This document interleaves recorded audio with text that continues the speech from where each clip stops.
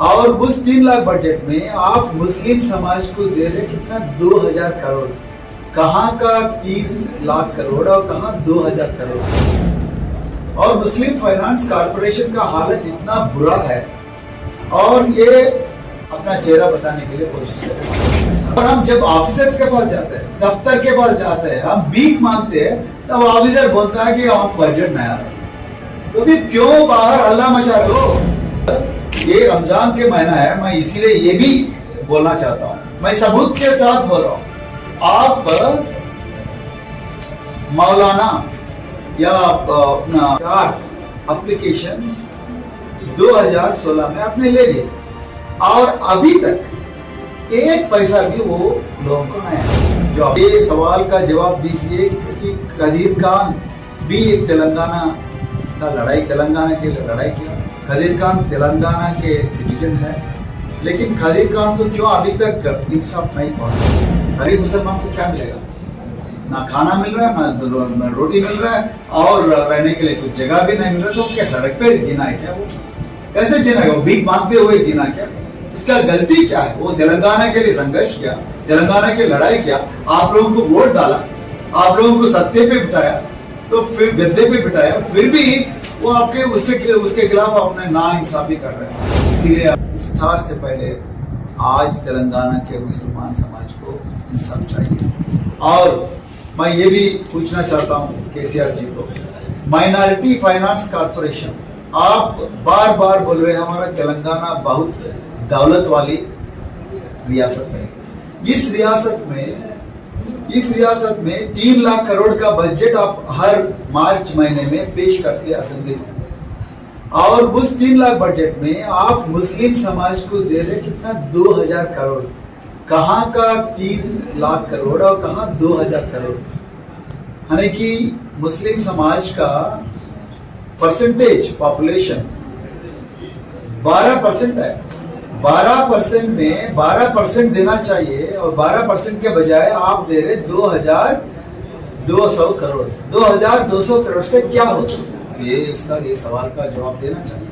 और 2022 आपने 2,16,000 का एप्लीकेशन मांगे एई कॉर्पोरेशन से, 2016, और इसमें एक पैसा भी फिर लोगों को नहीं है।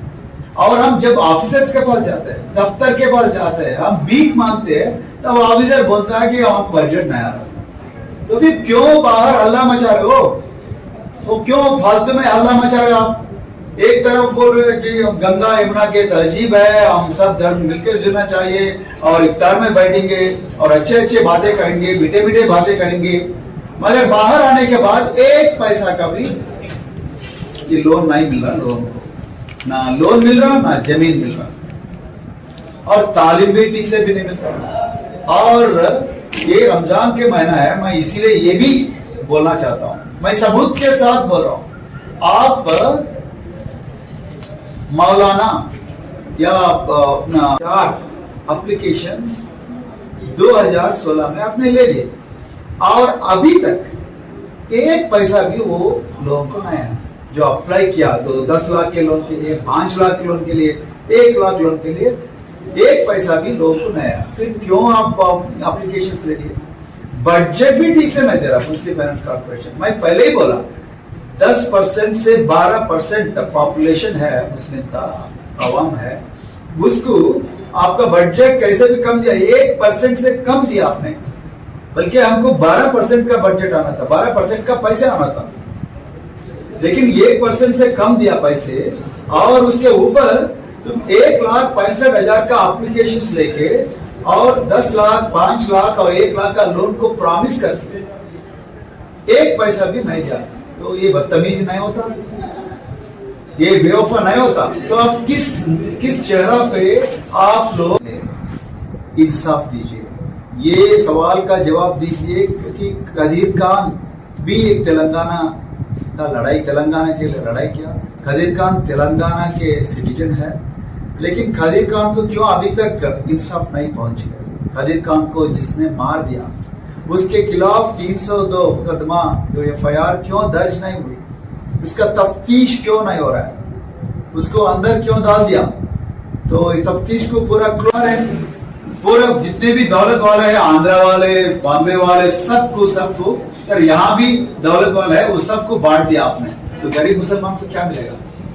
ना खाना मिल रहा है, ना रोटी मिल रहा है, और रहने के लिए कुछ जगह भी नहीं मिल रहा। तो क्या सड़क पे जीना है क्या? वो कैसे जीना है? वो भीख मांगते हुए जीना क्या? उसका गलती क्या है? वो तेलंगाना के लिए संघर्ष किया, तेलंगाना की लड़ाई किया, आप लोगों को वोट डाला, आप लोगों को सत्ते पे बिठाया, तो फिर गद्दे पे बिठाया, फिर भी वो आपके उसके खिलाफ आपने ना इंसाफी कर रहे हैं।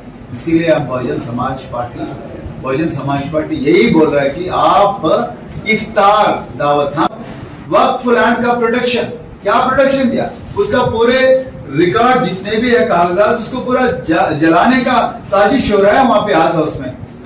तो और उर्दू अकादमी में पूरे भ्रष्टाचार, पूरा रिश्वत सब हो रहा है, और उसमें भी ठीक से एडमिनिस्ट्रेशन नहीं चल रही है। तो उसमें भी वक्फ में 65 गज का जमीन देना करके पहले से ही बोल रहे थे। हमारा डिमांड यही था, हर मुसलमान को वक्फ लैंड से 65 गज का जमीन देना चाहिए। वो भी नहीं दे रहा। खुद जितने भी आपके जवाब किए क्या कि इसका गलती क्या है? सिर्फ 5,000 दे रहे, बाकी धर्मों में तो तुम और ज्यादा पैसे दो, 18,000 दे रहे बाकी धर्मों में। ये धर्म क्या गलती क्या? इसका पाप क्या है? ये बताना चाहिए सीएम साहब। आपने जब इफ्तार के दावत को आप बुलाते लोगों को, बड़े बड़े बुजुर्गों को बुलाते, बड़े बड़े लीडर को बुलाते, तब ये चीज का क्लैरिफिकेशन आप तेलंगाना के मुस्लिम समाज को देना पड़ेगा।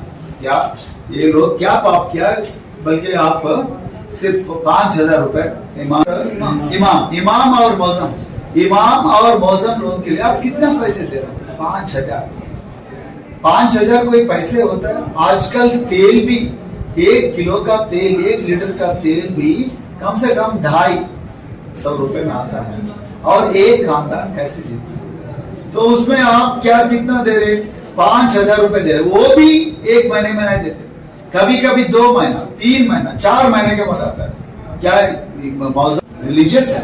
ये तो रमजान के महीना है, कुरान में लिखा गया है इफ्तार के बारे में। तो अब उसके मजहब में जो भी चीज होता है उसके खिलाफ नहीं है, लेकिन आप सिर्फ दिखावा के लिए ये इफ्तार दे रहा है। लेकिन इंसाफ चाहिए, आज हर मुसलमान को इंसाफ चाहिए। यही चीज मैं बोलना चाहता हूँ। तब जब तक आप इंसाफ नहीं देते, जब तक मुस्लिम फाइनेंस कॉर्पोरेशन में पैसे नहीं जाते, जब तक 65 गज का जमीन हर मुसलमान को नहीं आते, तब तक आप मुसलमान को बात नहीं कर सकते। मैं यही चीज आपको बोलना चाहता हूँ। और मैं अभी मौलाना खलीलुद्दीन साहब से भी गुजारिश करता हूँ।